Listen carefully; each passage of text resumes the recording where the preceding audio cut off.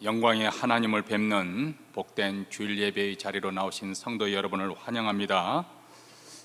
아주 코로나 팬데믹이 길어지고 있고 또 이로 인해서 많은 사람들이 우울해하고 답답해하는 중입니다. 세상도 아주 혼란스럽습니다. 이럴수록 우리가 중심을 잡아야 되는데, 그래서 저희 교회에서는 또 올 한 해 시작하면서 공동체 성경 읽기에 도전을 하였습니다. 아직 단체 카톡방을 통해서 매일 동영상 아침 8시에 올리고 있는데, 동참하지 못한 분들 또 주위에 또 알려주셔서 같이 공동체 전체가 이렇게 함께 하루 20분씩 성경 읽기를 통해서 우리 마음의 중심을 잡고 또 흔들리지 않냐고 우리의 신앙생활을 이렇게 굳건하게 해 나갈 수 있게 되기를 바랍니다. 어제 우리 한국학교 봄학기가 개강하였습니다. 오전 9시 30분 또 널리 또 광고해 주시고 또 기도해 주시면 감사하겠습니다. 예배 후에 우리 당에 잠깐 모이도록 하겠습니다.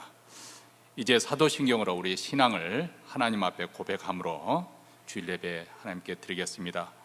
전능하사 천지를 만드신 하나님 아버지를 내가 믿사오며 그의 아들 우리 주 예수 그리스도를 믿사오니 이는 성령으로 잉태하사 동정녀 마리아에게 나시고 본디오 빌라도에게 고난을 받으사 십자가에 못 박혀 죽으시고 장사한 지 사흘 만에 죽은 자 가운데서 다시 살아나시며 하늘에 오르사 전능하신 하나님 우편에 앉아 계시다가 저리로서 산 자와 죽은 자를 심판하러 오시리라.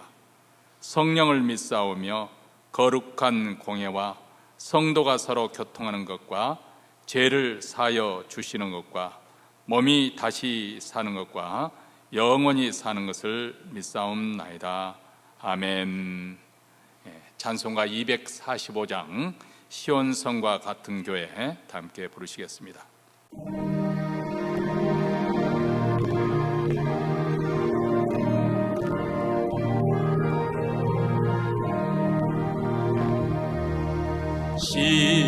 시온성과 같은 교회 그의 영광 한없다.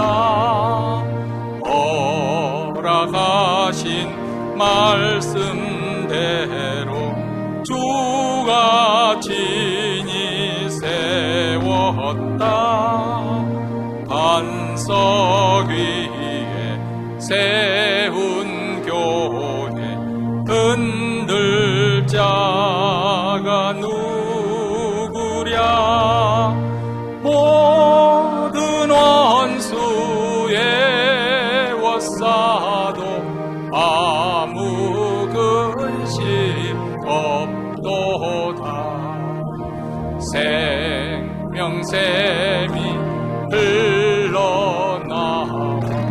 모든 성도 마시니 언제든지 솟아나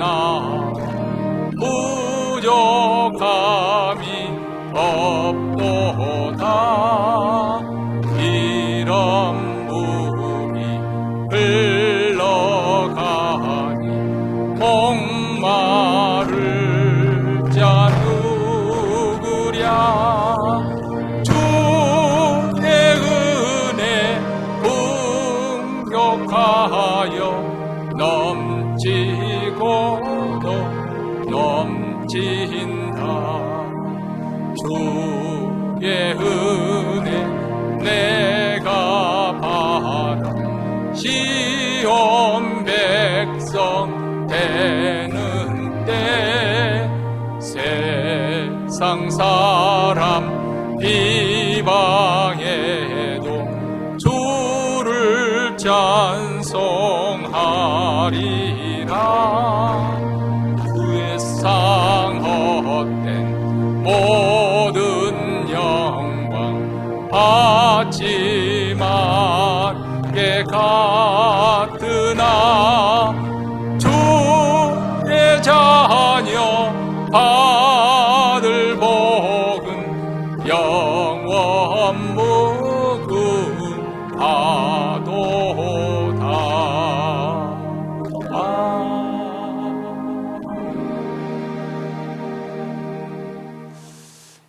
이 시간은 우리 합심해서 하나님께 기도하는 시간을 갖겠습니다.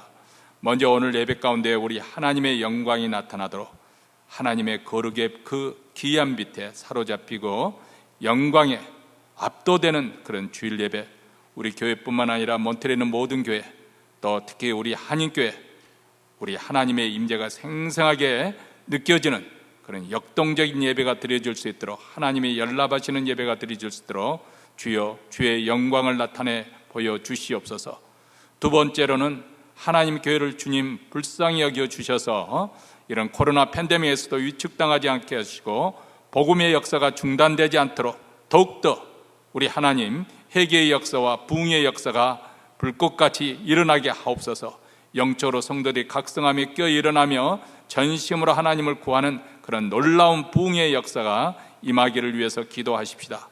세 번째로는 우리 자신과 우리 가정에 간절히 소원한 것, 우리 자녀와 또 자손들을 위해서, 또 우리 장래 노후와 그리고 우리의 소원과 또 우리의 직장과 사업들을 위해서, 우리 그리고 병고침의 역사가 나타나도록, 특히 병석에 누워 계신 분들, 또 어려운 공경에 빠져 있는 여러 가지 어려운 가정들을 기억하면서 이 시간 통성으로 하나님 앞에 다 함께 기도하겠습니다.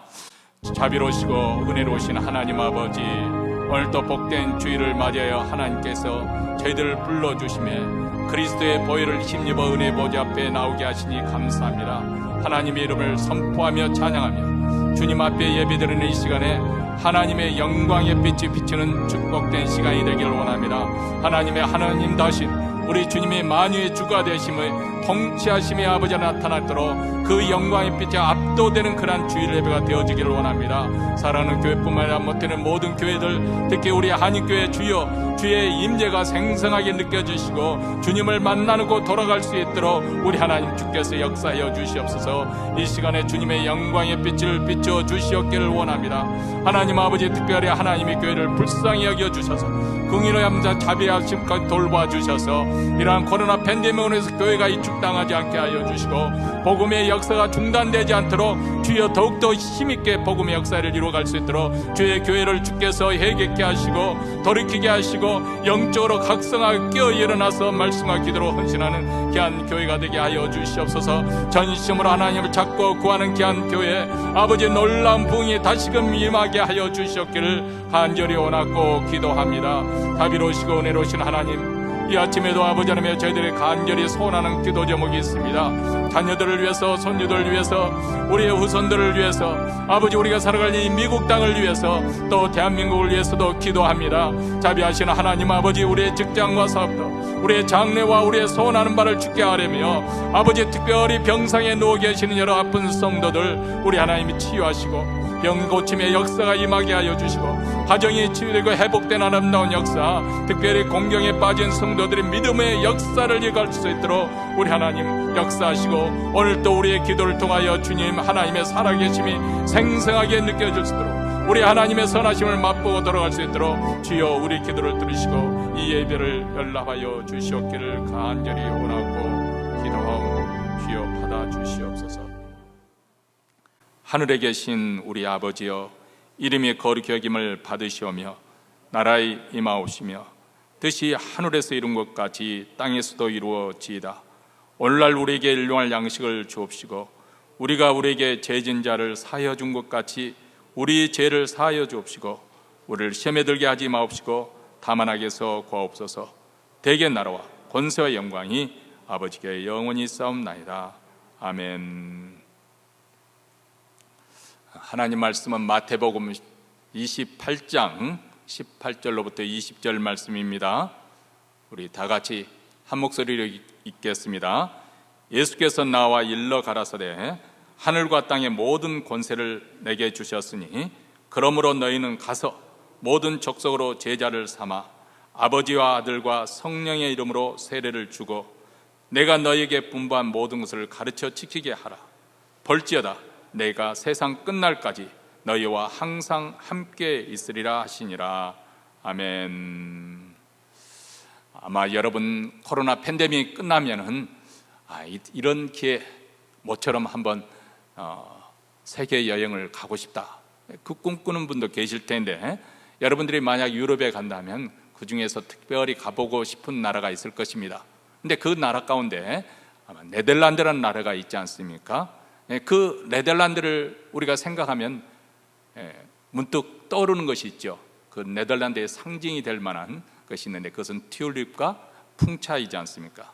근데 사실 네덜란드는 전 세계 보수 신학에 아주 큰 영향을 끼친 화란격 신학으로 아주 유명했던 그런 나라입니다. 그래서 어느 목사님이, 우리 한국인 목사님이신데, 이 목사님께서 네덜란드 수도 암스테르담에 방문하게 되었습니다. 그 목사님은 종교 개혁의 그 발자취를 찾아서 그때의 신앙을 자기 자신에 불붙여 가고 싶은 그런 심정으로 교회당을 찾았습니다. 근데 멀리서 한 교회당 탑이 보이는데 1649라는 숫자가 눈에 들어왔습니다. 그 의미는 그 교회당이 1649년에 지어졌다는 것이고, 그것을 보니까 가슴이 뛰었어요.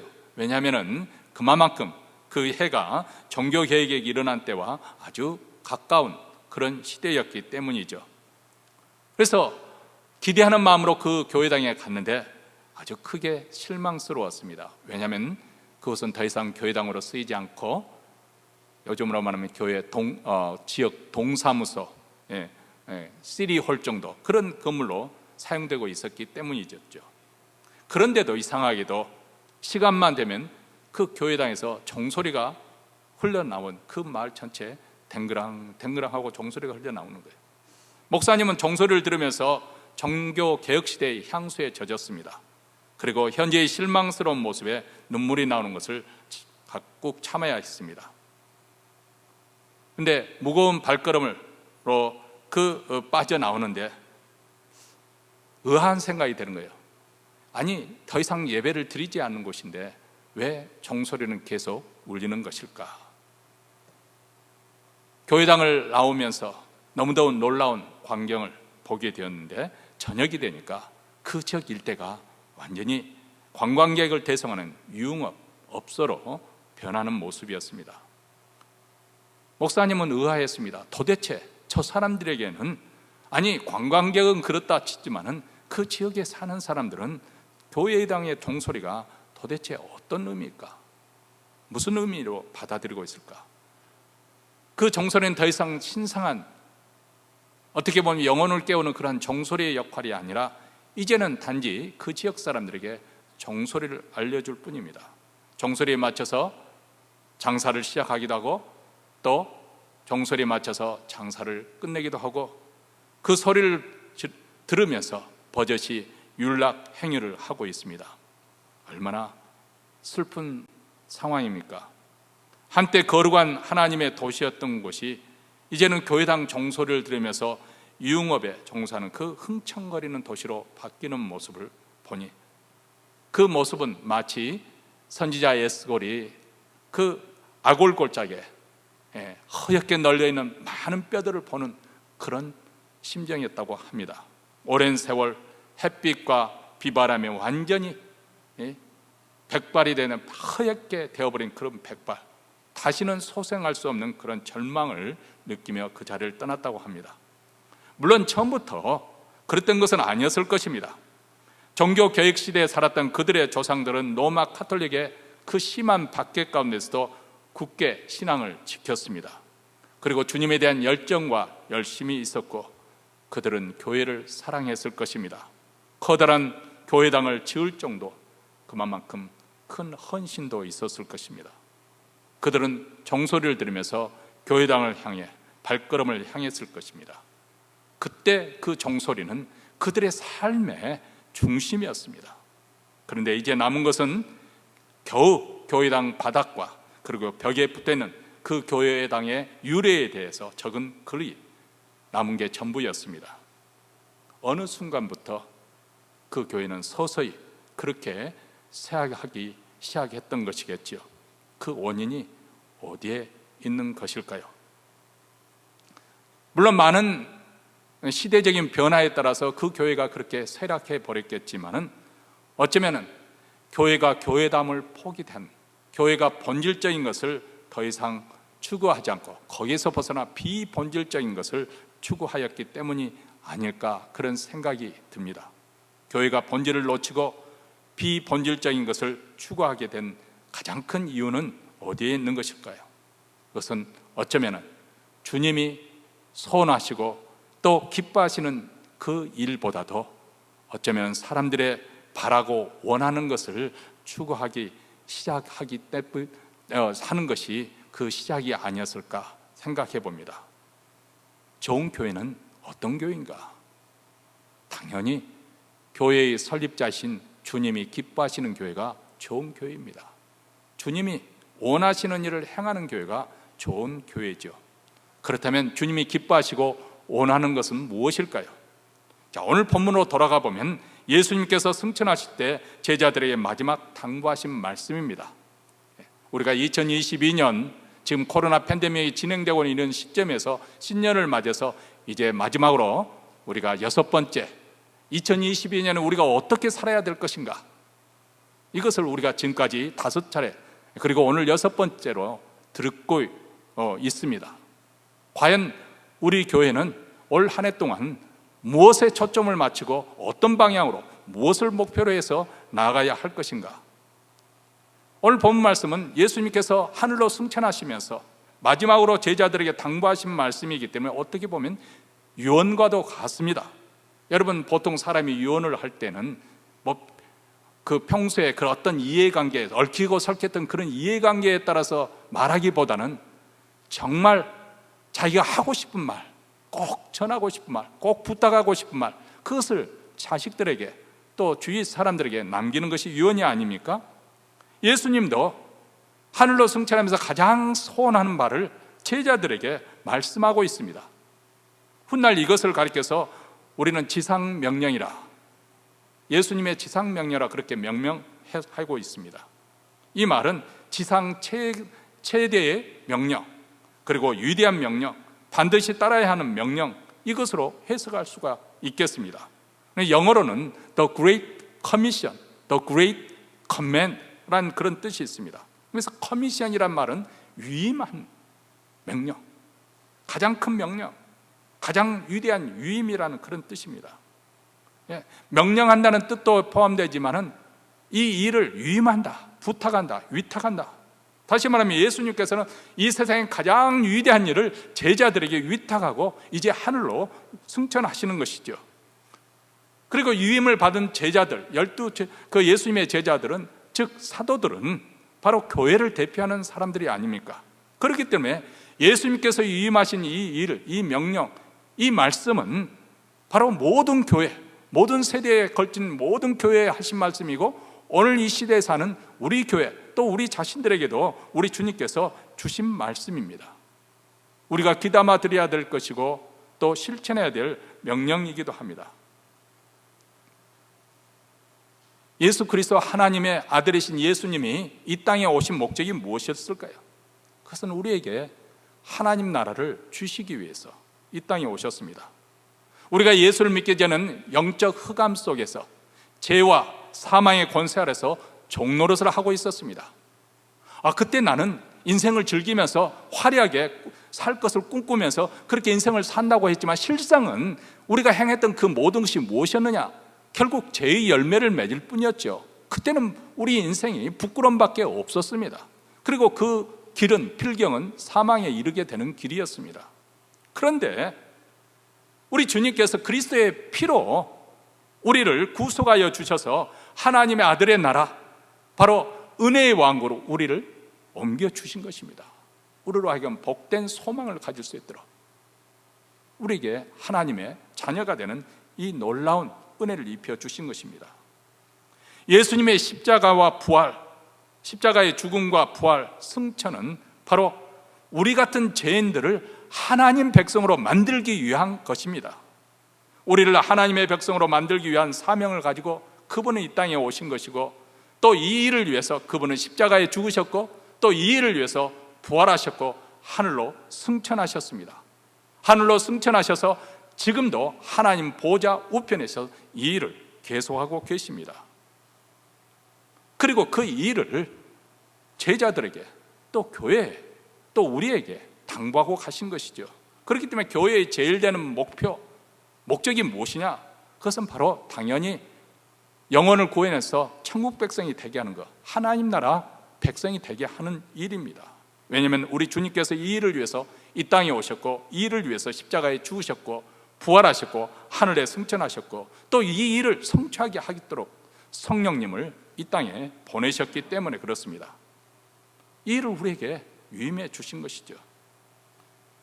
여러분, 다른 모든 것보다도 우리 주님께서 우리에게 자신이 원하시고 기뻐하시는 일을 우리에게 위임해 주신 그 일을 우리가 수행할 때 여기에 칭찬이 있고 상금이 있습니다. 오늘 말씀, 우리 주님께서 교회에 주신 약속이 무엇이고 우리에게 무엇을 약속해 주셨고, 그렇다면 교회는 이 약속을 믿고 무엇을 해야 될 것인지, 우리가 나아갈 방향이 무엇이고 목표가 무엇인지, 거기에 대해서 말씀을 듣고자 하는 것이죠. 먼저 예수님께서는 모든 권세를 가지셨다고 말씀을 하고 있습니다. 예수님께서 공생애를 시작하시면서 사람들이 깜짝 놀라는 그런 일들이 있었지 않습니까?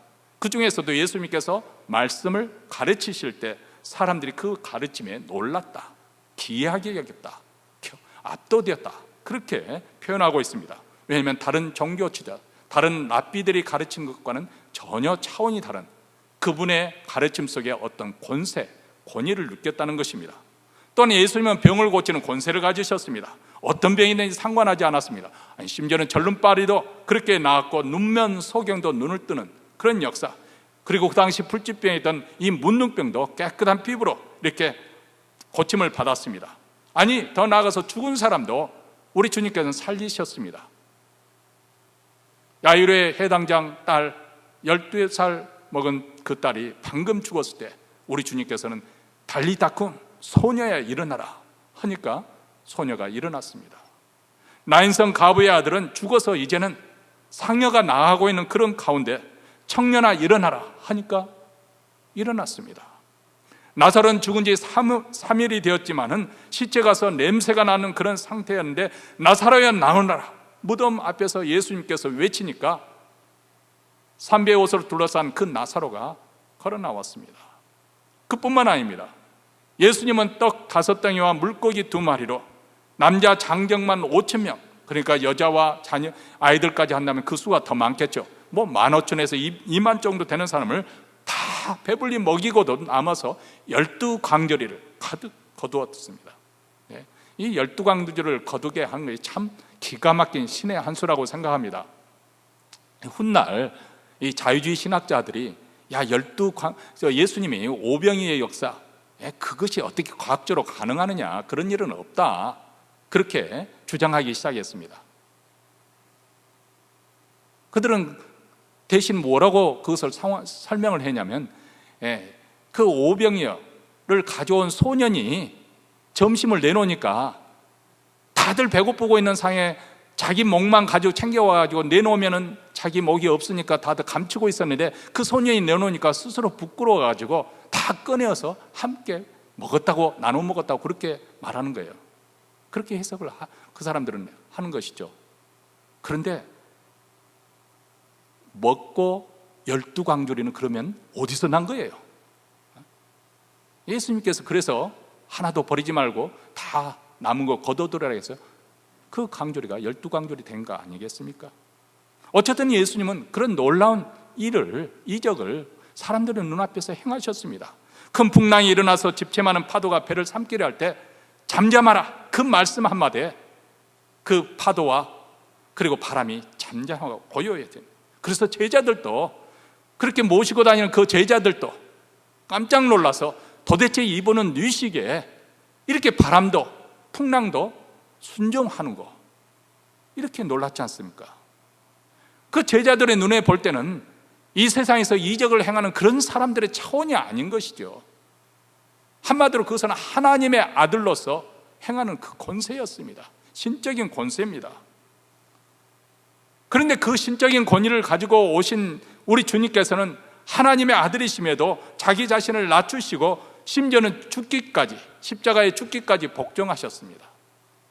그런 그를 하나님께서 지극히 높여 모든 이름 위에 뛰어난 이름을 주셨다고 했습니다. 가장 권세 있는 자로 만드셨다는 것입니다. 그래서 하늘에 있는 자들과 땅 위에 있는 자들과 땅 아래에 있는 자들이 모든 무릎을 예수의 이름 앞에 꿇게 하시고 모든 입으로 예수 그리스도를 주라 신케 하셨다.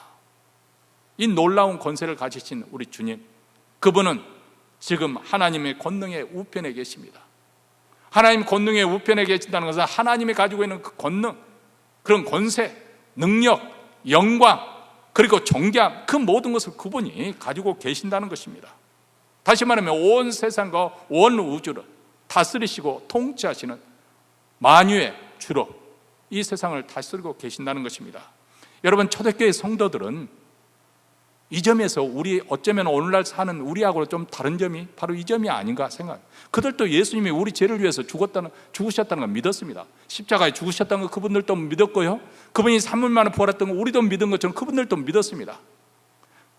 근데 우리하고 조금 어떻게 보면 강도가 좀 다른 것인지 아니면 그 믿음의 정도가 다른 건지 모르지만은 그분들이 믿는 바는 뭐였냐면은 그렇게 부활하신 주님이 하늘에 승천에 서서 하나님 보좌 우편에 계셔 지금도 우리를 다스리고 계시고 이 세상의 주권자로서 통치하고 계신다, 이것을 믿었어요. 목사님 우리도 그건 믿지요. 목사님 설교를 통해서 우리에게 여러 차례 예수님의 그리스도의 주가 되심 설교를 또 1월 달에도 듣지 않았습니까? 그런데 정말 여러분 믿고 계십니까? 여러분이 어려운 일을 부딪혔을 때, 질병에 들었을 때, 그 순간에도 여러분 정말 우리 주님이 이런 모든 상황을 통제하시는 주가 되신다, 그것을 신앙 고백할 수 있습니까? 이 점에서 아마 초대교회 성도들과 우리와는 간격이 있는 것이 아닌가. 그들은 무서운 핍박 가운데 생명의 유업을 받는 그 가운데서 로마 황제 시저를 주라고 고백하면 살려준다고 하면에도 불구하고 그들은 그것을 거부하고 심지어는 기쁘게 순교를 했습니다. 왜냐하면 오직 그리스도만이 그들의 주가 되신다. 그것 때문에 그들은 핍박을 받고 또 그것 때문에 그들은 기쁜 마음으로 순교를 당했습니다. 왜냐하면 그리스도가 만유의 주가 되심을 믿었기 때문에, 그리고 그분이 궁극적으로 승리하실 것이다. 지금 눈앞에 시저는 우리 육체의 목숨은 빼앗아갈는지 모르지만은 그러나 영과 육을 죽일 수 있는 그런 권세를 가지는 우리 주님이 결국은 이기고 승리할 것이라는 것을 믿었기 때문에 그분이 지금도 통치하고 계신다. 그분이 오시면 의와 악과 의와 불의와 그리고 참과 거짓을 명하게 구별하실 것을 믿었기 때문에 이런 권세를 가지신 우리 주님께서 승천하시기 전에 사도들을 세상에 보내면서 다시 한번 확인시켜주고 있죠. 하늘과 땅의 모든 권세가 내게 있다. 18절에 예수께서 나와 일러 가라사대 때 하늘과 땅의 모든 권세를 내게 주셨으니, 자, 제자들에게 이 말씀을 다시 확인하시는 이유가 무엇일까요? 너희들이 이제 세상에 나아가 복음을 전하게 되면 분명히 너희를 미워하게 될 것이고 핍박을 받게 될 것이다. 너희를 대적하는 무리들이 나타나게 될 것이다. 너희들이 많은 환난을 당하게 될 것이고 공경도 겪을 것이다. 우리 주님께서는 분명히 말씀하셨습니다. 우리 주님이 이 땅에 사시는 동안 이유 없이 세상 사람들에게 미움을 받고 이유 없이 핍박을 받으셨던 것처럼 예수를 전는 모든 그리스도인들도 세상으로부터 미움을 받게 될 것을 말씀하셨습니다.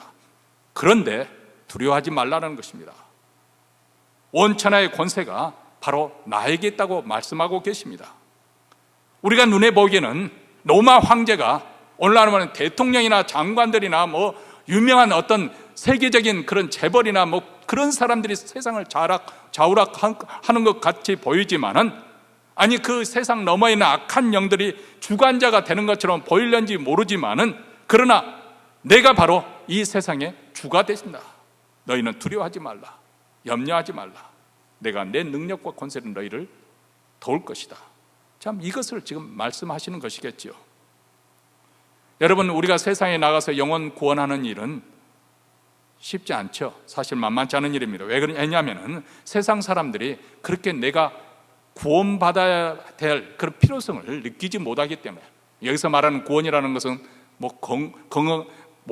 병든 사람들에게는 몸에 치유되는 것도 구원이라고 말할 수 있겠고, 또 궁핍에 놓여 있는 사람들은 그 궁핍에서 풀려나는 것도 구원이라고 말할 수 있겠죠. 건짐을 받는 것. 사실 옛날에는 너나 나나 할 것 없이 대부분 다 가난했기 때문에 거기서 열심히 노력해도 소수만, 극소수만 뭐 그렇게 행세를 할 수 있지, 나머지 사람들은 노력해도 국가 전체가 가난하면 어떻게 할 수가 없는 상황이지 않습니까? 그렇기 때문에 그때는 하루 세끼 해결하는 데 있어서 하늘의 도움이 필요했던 것이죠. 절박하게 하늘에 외치지 않을 수가 없었습니다. 그래서 가난할 때는 예수 잘 믿습니다. 복음을 받아들이기가 쉽습니다. 그런데 이제 경제개발이 이루어지고 수입이 올라가게 되고 점점 이렇게 돈이 많아지면 이상하게 복음이 씨도 안 먹히게 되는 그런 상황이 바뀌어집니다. 왜냐하면 이제는 살만하기 때문에 내가 조금만 노력하면 이렇게 될 것 같으니까, 내가 조금만 더 열심히 일해서 돈을 많이 벌어들면 내 노후가 보장될 것 같고, 내가 더 이상 이제 세상 염려하지 않아도 그래도 안녕과 행복을 내가 이렇게 지킬 것 같으니까. 그러니까 이 사람들에게는 지금 하나님이 필요한 것이 아니고 돈이 필요한 거예요. 돈이. 그렇죠. 사실 그렇죠. 우리도 매일 돈의 필요성을 느끼지 않습니까? 그래서 우리도 열심히 일을 하는 것이죠. 해야 되는 것이고요. 그런데 이러한 생각 속에는 하나님이 전혀 보이지 않는 거예요. 그 필요성을 느끼지 못하는 거죠.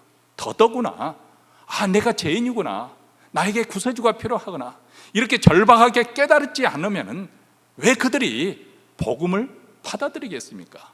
혹시라도 복음이 뭐 사업이 잘 되게 해준다든지 병을 고쳐준다고 약속한다면 그 사람들의 관심을 갖겠지만, 그러지 않는 이상 왜 관심을 갖겠습니까? 세상에 팔려 있기 때문에 그들은 주님에 대해서 관심이 없습니다. 그뿐만 아닙니다. 그보다 더 무서운 것은 악한 영들이 예수 믿지 못하도록 이 세상 배후에서 역사하고 있습니다. 세상이 화려하게 굴러가니까 거기에 마치 그 환락이나 재미나 쾌락을 줄 것처럼 그렇게 유혹을 하고, 또 세상이 하도 현란스러우니까 사람들이 그 혼을, 넋을 그냥 쏙 빼가는 것이죠. 그래서 복음이 귀에 들어오지도 않고, 또 영광의 빛, 그리스도의 영광의 복음의 빛이 그들에게 비치지도 못하도록 눈을 가려버리는 것이죠. 자, 이런 장애를 뛰어넘어서 복음이 들어가려면, 한 영혼이 구원받으려면 전적인 신적인 능력, 그런 능력이 필요한 것이죠.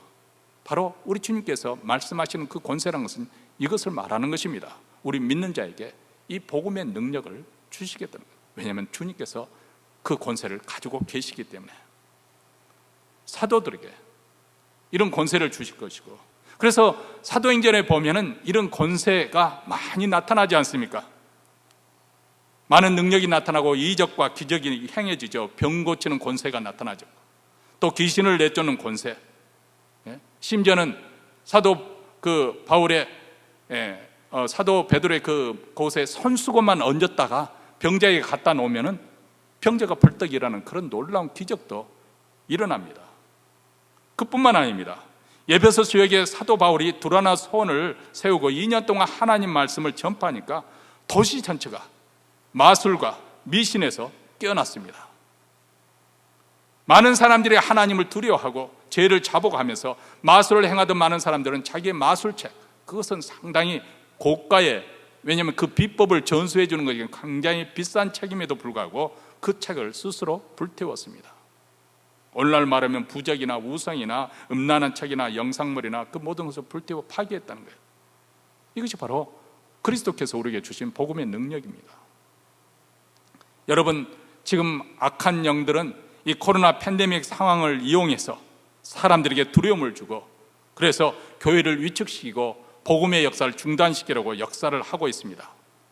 우리도 그런 것을 느끼게 될 때, 이런 상황에서 우리가 더 이상 무엇을 할 수 있겠습니까? 그렇잖아요. 그런데 우리 주 예수 그리스도는 만유의 주가 되십니다. 하늘과 땅의 모든 권세가 우리 주님께 있습니다. 이것을 믿어야 합니다. 이것을 우리 신앙 고백으로 삼고 우리는 믿음으로 살아야 되는 것입니다. 그분이 이 세상을 통제하고 계신다. 우리는 그것을 하나님의 일이 하시는 일이 어떤 일이 지금 행하고 계시는지 다 이해할 수는 없지만은 분명한 것은 하나님은 살아계시는 것이고, 그분이, 우리 주님이 세상 모든 권세를 가지고 계시고 이 세상을 통제하고 계신다는 것입니다. 이것을 믿으면 우리는 이런 상황에서 이해할 수 없지만 우리가 해야 될 일은 무엇이겠습니까? 우선 깨어 기도하는 것입니다. 틈을 타서 복음 전파하는, 기회를 타서 복음을 전파하는 것입니다. 우리 주님께서 모든 권세를 가지고 계셨습니다.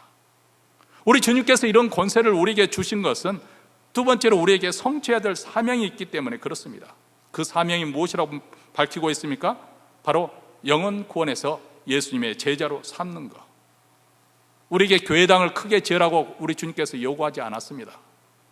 우리에게 제자 삼으라, 그렇게 말씀하셨습니다. 제자 삼는다는 것은 바로 예수 그리스도를 그분이 믿어서 예수님께 자신의 인생, 자신의 인격을 위탁해서 맡겨드리는 것, 이게 바로 제자가 되는 것이거든요.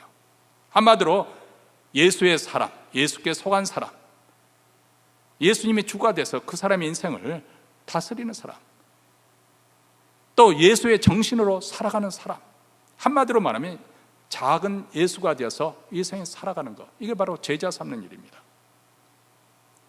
예수님은 공생의 3년 동안에 바로 제자 삼는 일에 전력하셨고, 이제는 너희가 가서 제자 삼으라고 명령하십니다. 19절과 20절 말씀입니다. 그러므로 너희는 가서 모든 족속으로 제자를 삼아 아버지와 아들과 성령의 이름으로 세례를 주고 내가 너희에게 분부한 모든 것을 가르쳐 지키게 하라, 이렇게 말합니다. 오늘 이 본문을 원어 성경, 헬라어 원어 성경에 보면 세 가지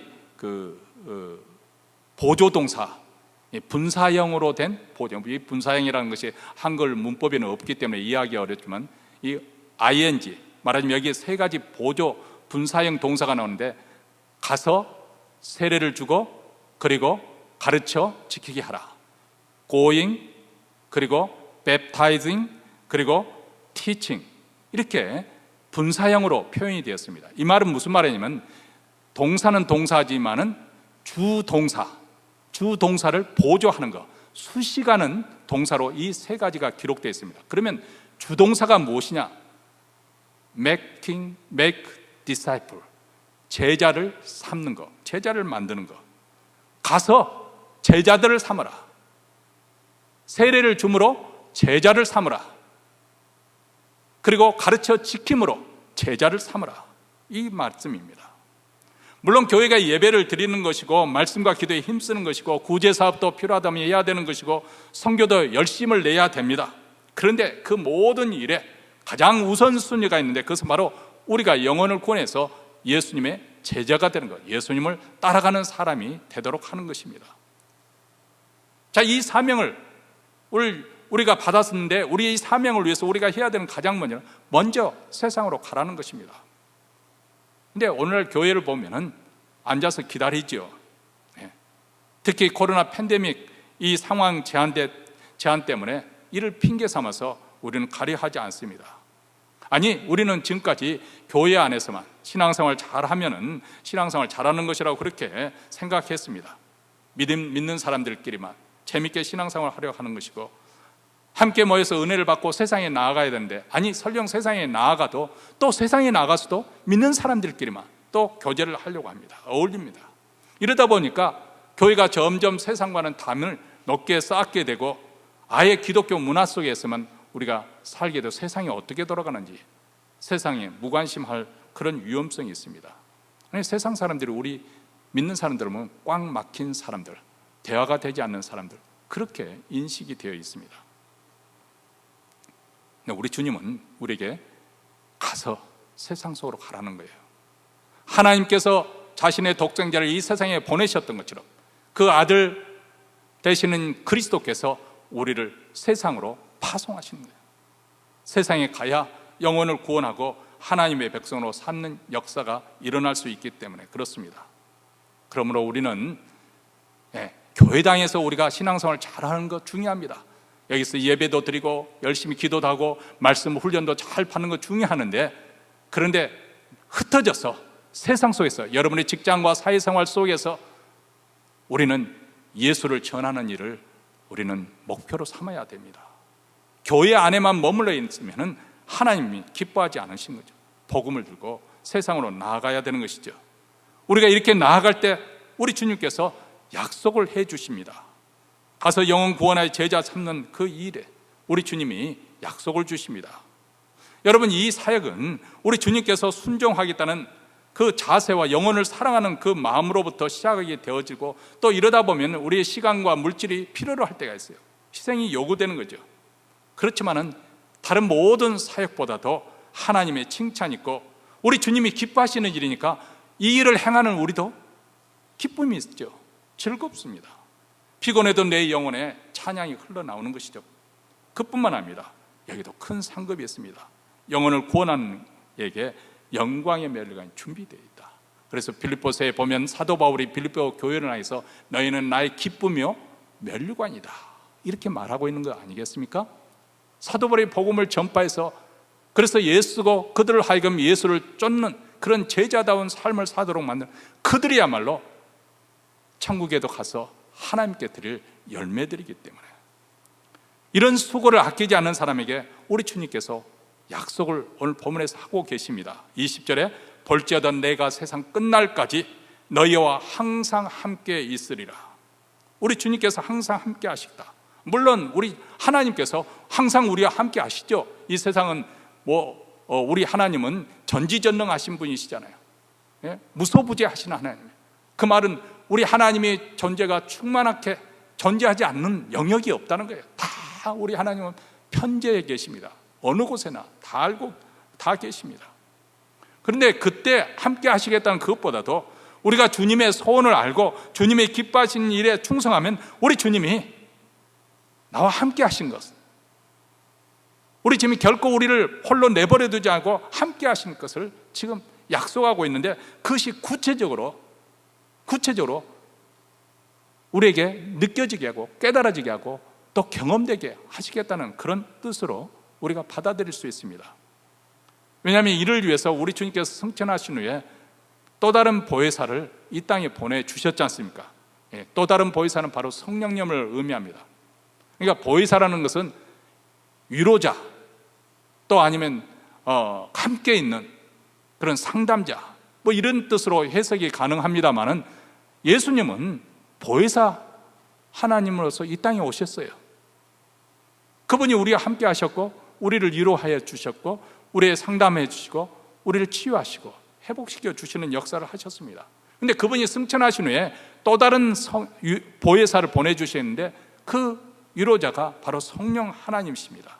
그분을 가리켜서 우리는 예수의 영, 그리스도의 영이라고 그런 별칭을 붙이고 있습니다. 다시 말하면 우리가 인격적으로 예수 그리스도를 주라고 믿을 때 우리 안에 성령께서 들어오셔서 결코 떠나지 아니하시고 우리 안에 내주하신다, 그렇게 약속을 하시는 것이죠.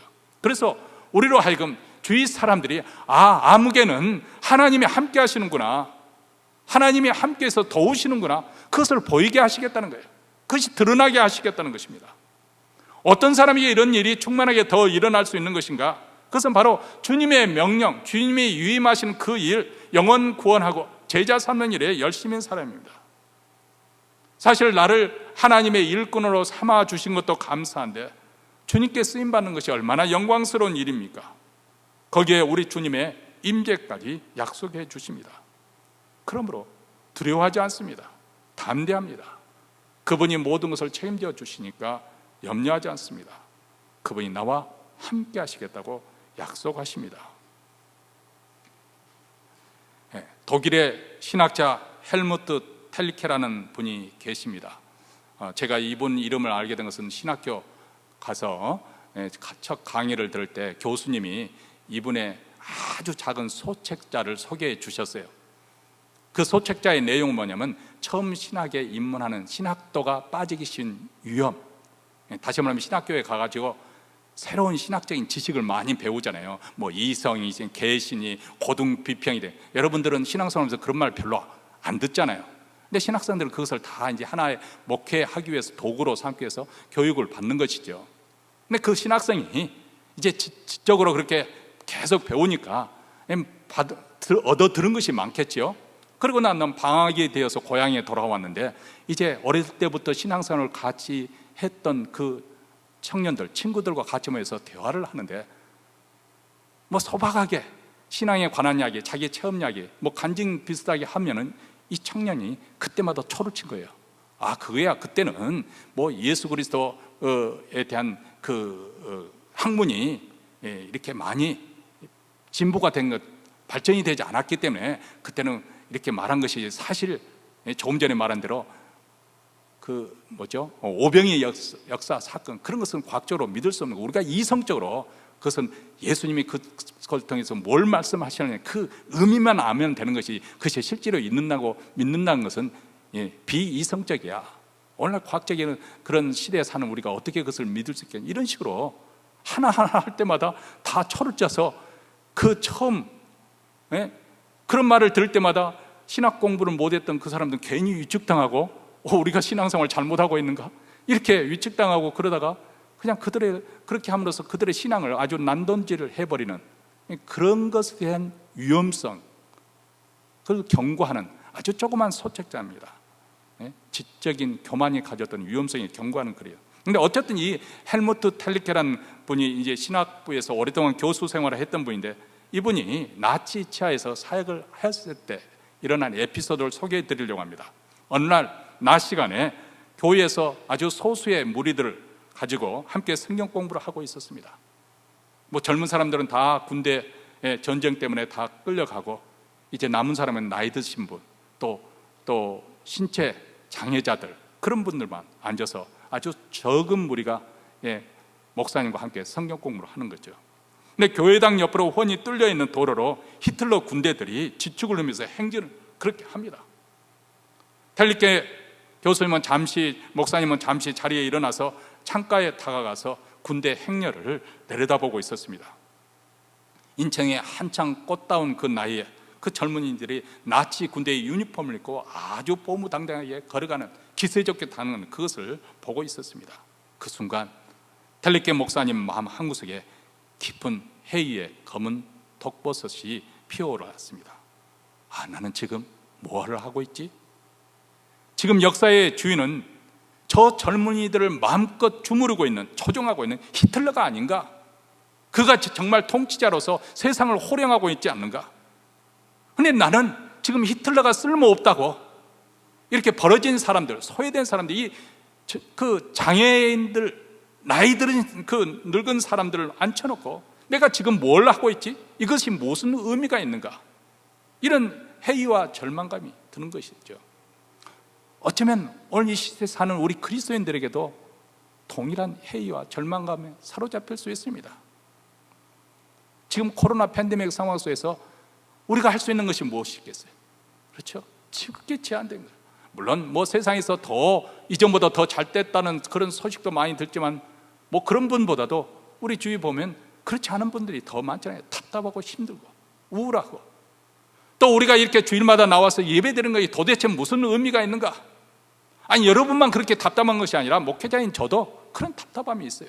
도대체 이렇게 주일마다 예배를 드리고 있는 것인데 도대체 세상은 무슨 변화가 가져오는 것인가?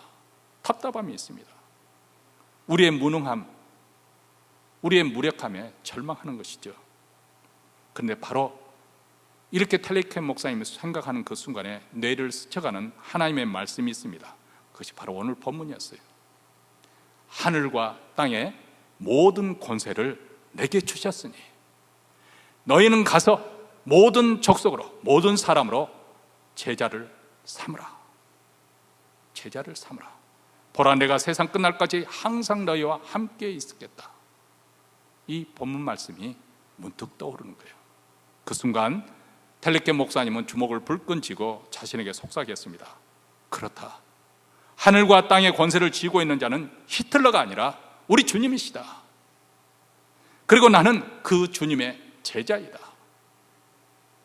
그리고 난 다음 다시 돌아가서 그 보잘것없는 소수의 무리, 남아있는 그 소수의 무리들을 향해서 주님께서 분부하신 대로 그들에게 주님을 잘 배우고 순종해 갈 수 있도록 가르치는 사역을 계속했다고 합니다. 여러분, 하늘과 땅의 권세는 정치 권력자들이 쥐고 흔드는 것이 아닙니다. 바로 우리 주님이십니다.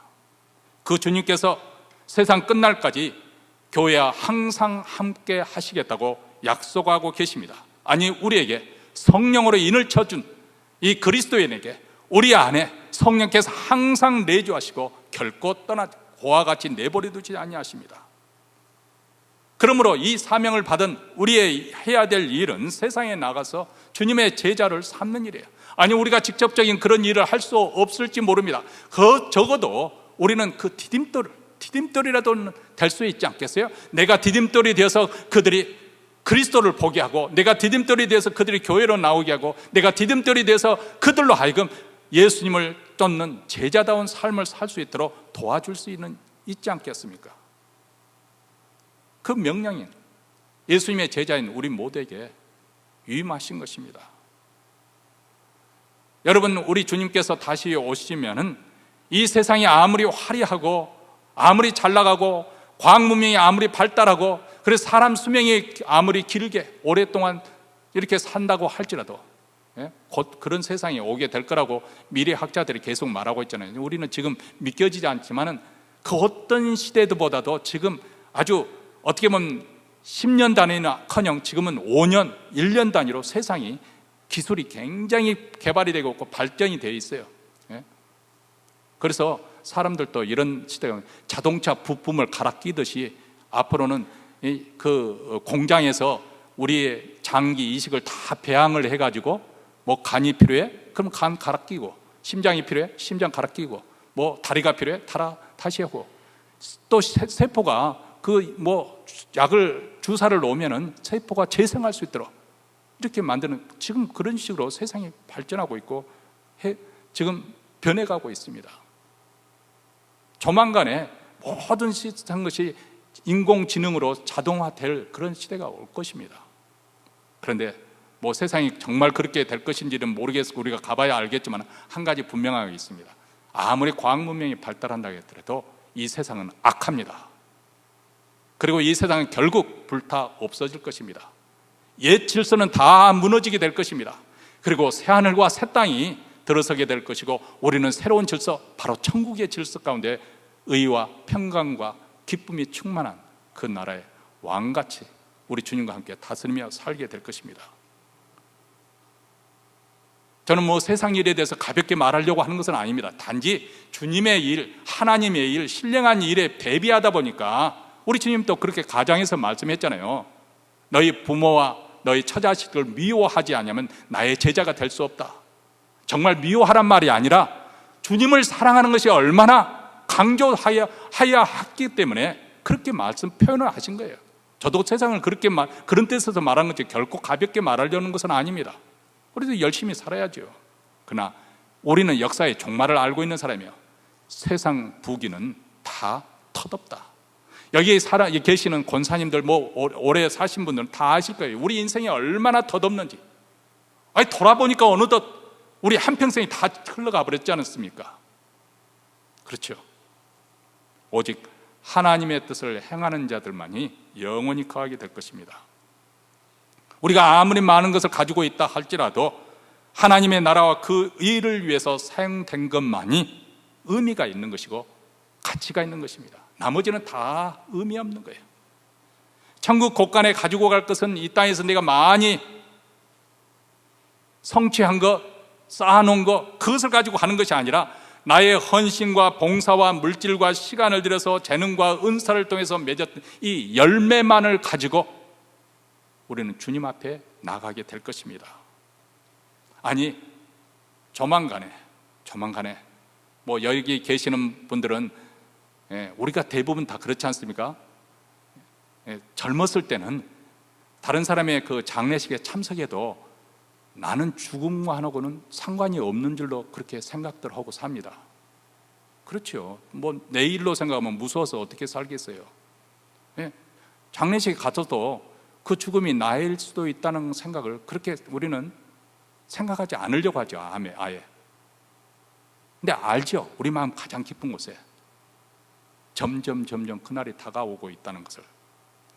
더 이상 이 지상에서 우리가 드리고 있는 이 예배를 드리지 못할 그 날이 가까워오게 될 것이고 우리의 기도가 그치게 될 날이 가까이 오게 될 것이고 더 이상 우리의 헌신과 봉사가 필요 없는, 아니 더 하고 싶어도 할 수 없는 그런 상황이 오게 될 것입니다. 아니 한 걸음 더 나가면서 더 이상 우리의 복음 전파가 필요 없는 날이 결국에는 오게 될 것입니다. 그렇지만 그날이 올 때까지, 그날이 오기까지 우리는 복음을 계속 전파해야 됩니다. 왜냐하면 우리 주님이 우리에게 그것을 명령하셨기 때문에, 우리에게 위임하셨기 때문에, 우리는 살아있는 동안 예수 그리스도, 그분이 하나님의 아들이시고 우리의 주가 되시고 우리는 용서받아야 할 죄인이라는 사실을 계속해서 이 복음 전파를 해야 될 것이고, 그들에게 예수 믿고 사는 것이 무엇이라는 것을 보여줘야 할 것입니다. 이 복음을 들고 세상을 향해 계속 전진해가는 우리 모두가 되시기를 주의 이름으로 축원합니다. 기도하겠습니다. 아니, 기도하기 전에 우리 찬양 한 곡 부르죠. 불 속에라도 들어가.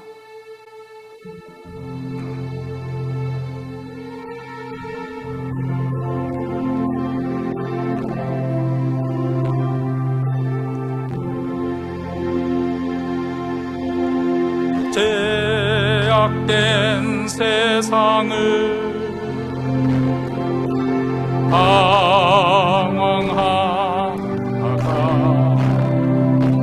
천국과 지옥도 나는 몰랐네. 고집대로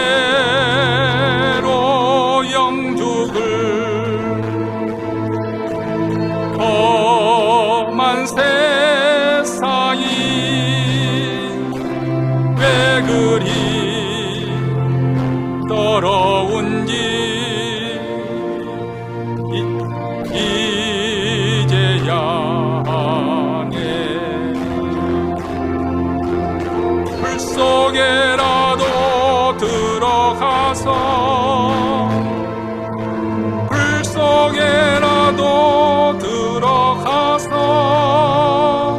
세상에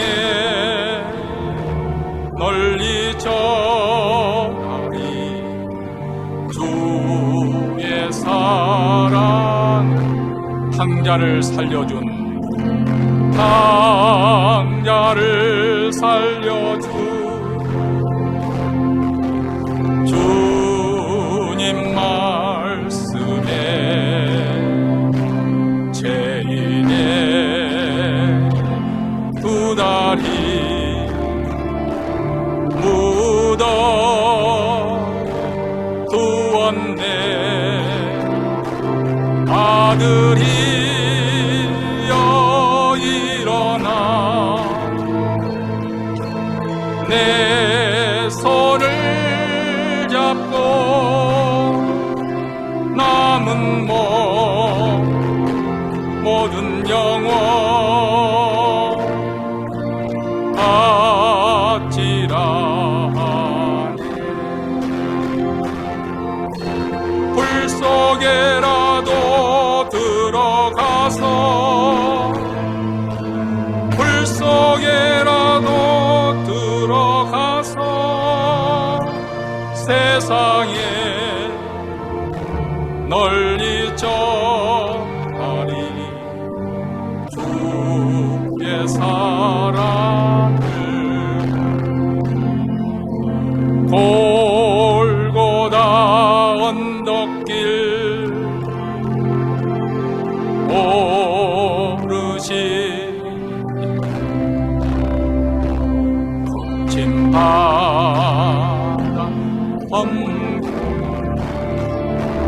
찾아 부르네. 거친 바다 험한 산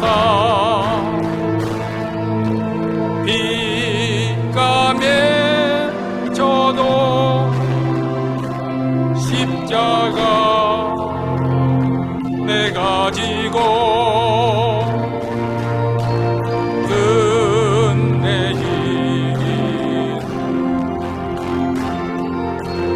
불 속에라도 들어가서, 불 속에라도 들어가서 세상에 널리 전하리 주의 사랑.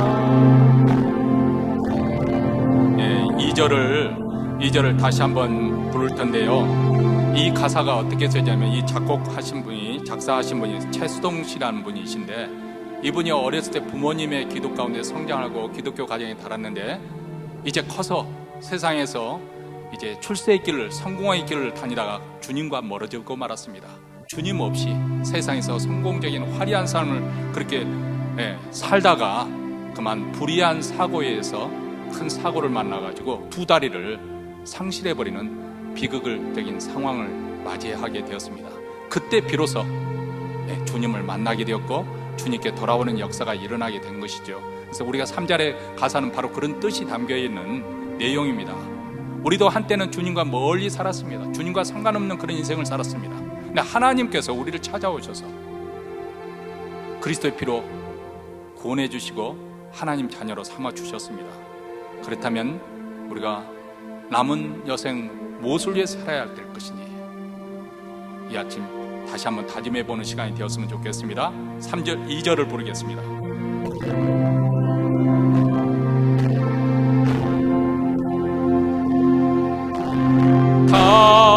당자를 살려주 주님 말씀에 죄인의 두 다리 묻어 두었네. 아들이여 일어나 내 손을 잡고 남은 모든 영혼 받지라 하네. 불 속에라도 들어가서 불 속에라도 들어가서 세상에 널리 전하리 주의 사랑. 하나님 아버지, 우리는 예전에 흑암의 권세 가운데 죄와 사망의 권세에 붙잡혀 종노릇하던 비참한 인생이었습니다. 그 길이 멸망의 길인 줄도 알지 못하고 세상에서 화려한 것을 자랑하며 자기의 잘난 맛에 살던 저희들이었는데, 우리 주님께서 우리 눈에 비늘을 벗기시며 눈을 뜨게 보게 구세해 주신 우리 주님이 얼마나 아름다우신 분이신지, 하나님 나라가 얼마나 영광스러운 나라인지, 무엇보다도 복되신 우리 하나님이 얼마나 영화로우신 분이신지 깨닫게 하시고 믿어지게 하여 주시고 또 하나님의 백성으로 삼아 주셔서 감사합니다. 하나님, 오늘 또 말씀을 듣고 예수님께서 왜 이 땅에 오셨는지, 그리고 하나님 백성으로 삼기 위해서 자신의 피를 흘리시며 죽으신 우리 주님의 희생적인 사랑을 기억하면서 우리 주님께서 우리에게 맡겨주신 사명, 우리 남은 여생 잘 감당하기를 원합니다. 우리가 비록 큰 일을 할 수 없지만은 내가 할 수 있는 내 주변에서부터, 내 가정에서부터 내가 해야 될 일들 잘 감당할 수 있도록 우리 주님 열심도 주시고 열정도 주시고 또 우리에게 능력도 주시옵소서. 이제 예배 순서에 따라서 준비한 예물을 하나님 나라에 바쳐드립니다. 이 예물을 통해서 이 몬트레이 지역뿐만 아니라 땅끝까지 이 천국 복음이 전파되게 하시고, 특별히 소망 없이 하루하루 이 추운 날씨에 정말 희망 없이 살아가는 우리 북한 동포에까지 증거되고 전파되고 주의 교회가 이 일에 힘쓰는 교회가 되게 하시고, 오늘 또 예배에 나온 사랑하는 성도들 심령에 이 천국이 임하며 그 가정에 그 자녀들에게 복 위에 복을 더하여 주시옵소서. 이제는 우리 구주 예수 그리스도의 은혜와 하나님 아버지의 무한하신 사랑과 성령의 교통하심이 이제 천국 복음을 가슴에 품고 그 복음을 누리며 그 복된 소식을 땅끝까지 전파하고자 다짐하며 이 자리를 떠나는 사랑하는 주의 백성들, 그 가정과 교회, 그 기업 위에 이제로부터 영원토록 함께 있을지어다. 아멘.